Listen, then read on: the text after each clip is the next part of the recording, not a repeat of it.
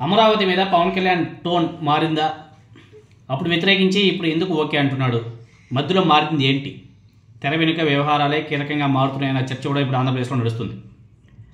చంద్రబాబు నాయుడు గారు ఏది చెబితే దానికి ఓకే చెప్పడమే జనసేన పార్టీ అధినేత పవన్ కళ్యాణ్ గారి విధానం అన్నట్టుగా నడుస్తుంది. రాజధాని అమరావతికి రైతుల దగ్గర నుంచి 33,000 ఎకరాలను గతంలో సమీకరించడం మీద పవన్ కళ్యాణ్ గారు అభ్యంతరం వ్యక్తం చేసిన విషయం మనకు అందరికీ తెలిసిందే. అసలు రాజధాని నిర్మాణానికి ఇంత భూమి అవసరం ఏముంది అనేసి కూడా పవన్ కళ్యాణ్ గారు ఆనాడు ప్రశ్నించాడు. అసలు 33,000 ఎకరాల ల్యాండ్ రాజధానికి చాలా ఎక్కువ అని చెప్పినటువంటి పవన్ కళ్యాణ్ ఇప్పుడు మాత్రం మళ్ళీ రాజధాని విస్తరణ కోసం ఈ కూటమి ప్రభుత్వం 2వ విడత భూ సమీకరణ పేరుతో మరో 16,666 ఎకరాలు సమీకరించడానికి సిద్ధమైంది. ఈ ప్రతిపాదనకు మొన్న శుక్రవారం నాడు జరిగినటువంటి మంత్రివర్గ సమావేశంలో ఆమోద ముద్ర కూడా వేశారు. ఆ మంత్రివర్గ సమావేశంలో పవన్ కళ్యాణ్తో పాటు జనసేన పార్టీకి సంబంధించినటువంటి మంత్రులు కూడా భాగస్వాములుగా ఉండరు.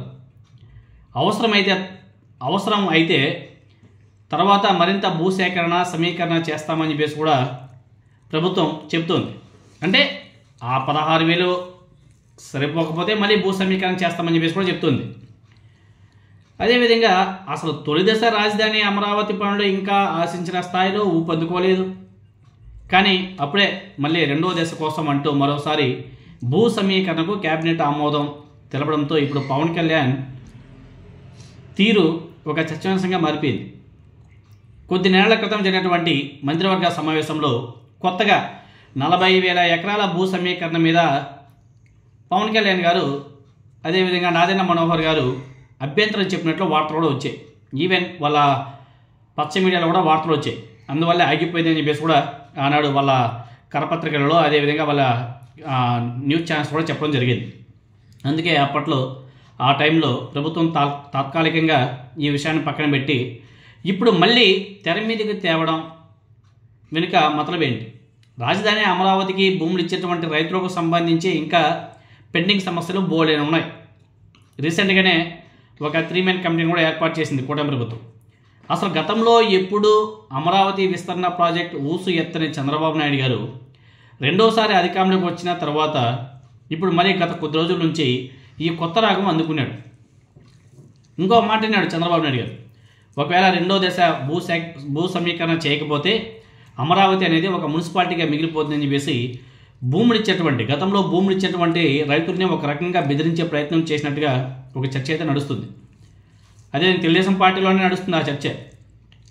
ఈ తొలి దశ ప్రాజెక్ట్ ఒక రూపు తీసుకురావడానికి ఎన్ని సంవత్సరాలు పడుతుందో అనే అనుమానాలు కూడా తెలుగుదేశం పార్టీ నేతల్లోనే ఉంది. అలాంటిది ఇప్పుడు 5,000 ఎకరాల్లో గ్రీన్ఫీల్డ్ ఇంటర్నేషనల్ ఎయిర్పోర్ట్, 2,500 ఎకరాల్లో స్పోర్ట్స్ సిటీ, మళ్ళీ ఇంకొక 2,500 ఎకరాల్లో గ్రీన్ ఇండస్ట్రీస్ అని చెప్పేసి కొత్త ప్రచారం మొదలుపెట్టేశారు. అయ్యా, ముందు తొలి దశ పనులు ఎప్పుడు పూర్తి కావాలి, తర్వాత మళ్ళీ సెకండ్ దశ అవి చూసుకోవచ్చు కదా, అవి పూర్తి కాకముందే మళ్ళీ ఇవన్నీ అవసరమా?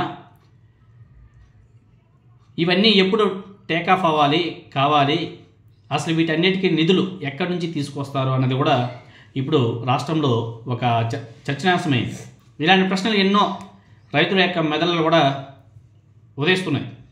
రైతులు అంగీకరిస్తే చంద్రబాబు నాయుడు గారు రాజధాని పేరుతో 1,00,000 ఎకరాలు సమీకరించినా కూడా పవన్ కళ్యాణ్ గారు, నాదెండ్ల మనోహర్ గారు, అదేవిధంగా ఆ పార్టీలో ఉన్నటువంటి మంత్రులు ఓకే చెప్పేలా ఉన్నారు అనేసి ఒక తెలుగుదేశం పార్టీ మంత్రి కూడా మాట్లాడుతున్నాడు. ఎందుకంటే ఇదంతా కూడా ఒక వ్యూహం ప్రకారం, ప్లాన్ ప్రకారం చేస్తున్నారు. రాజధాని వస్తే తమ భూములకు మంచి విలువ వస్తుంది అనే రైతులు భూముల పూలింగ్లో ఆనాడు ఇవ్వడం జరిగింది. కానీ తాజాగా చోటు చేసుకుంటుంటే పరిణామాలు చూస్తే దీనికి ఎంతో కాలం పడుతుందో అన్నది కూడా ఎవరి ఊహకు కూడా అందడం లేదు.